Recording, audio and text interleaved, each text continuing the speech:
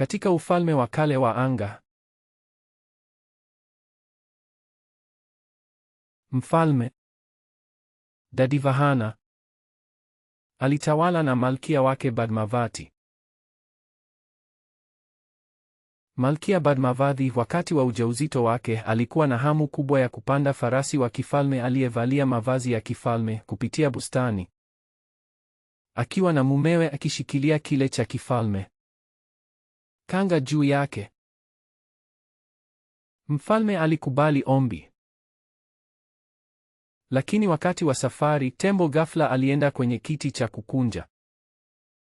Licha ya jitihada za panya za kuitawala, ikikimbia kwa kasi shambani na msituni, tembo hatimaye alitulizwa na kuingia kwenye kidimbwi kilichokuwa karibu. Malkia alitorokea msituni na akafikia makaburini ambapo alimzaa mwanawe kwa hiari yake mwenyewe. Yule kijana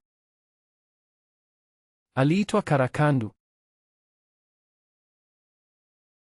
kwa sababu alikombolewa na mama yake mwenyewe.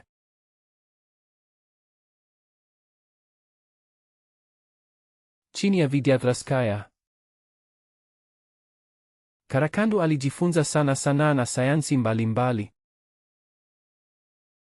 Alikuwa hajui asili yake ya kifalme na alichukuliwa kama mtu aliyetengwa na jamii. Bado alibeba hisia kali, akijua kuwa atakuwa mtu mkuu. Alijua sanaa zote, kupigana kwa upanga na mafunzo mengine.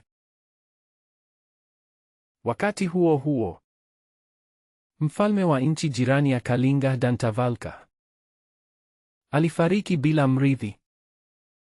Mawaziri waliamua kutafuta mtawala mwingine.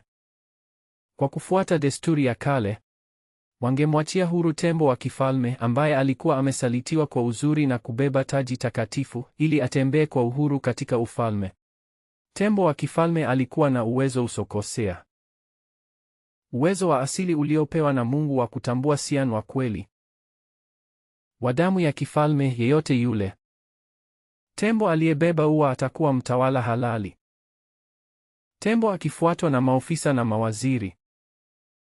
Alitembea kila mahali mjini, lakini haikumvika mtu yeyote huko. Badala yake, ilikwenda msituni na kuongozwa. Mshangao mkuu wa maafisa, ambaye hata hivyo alimfuata tembo. Huko akipumzika kwa amani chini ya mti, Karakandu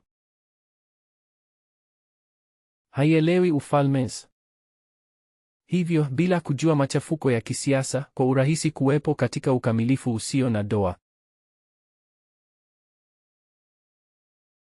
Tembo wa kifalme anakaribia. Kijana aliyelala na kwa shina lake.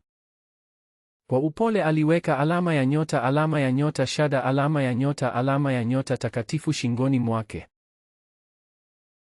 Mvulana akaamka, kujikuta amezungukwa na mawaziri na makamanda wakipiga magoti, ambaye mara moja alitoa habari kwa waziri mkuu.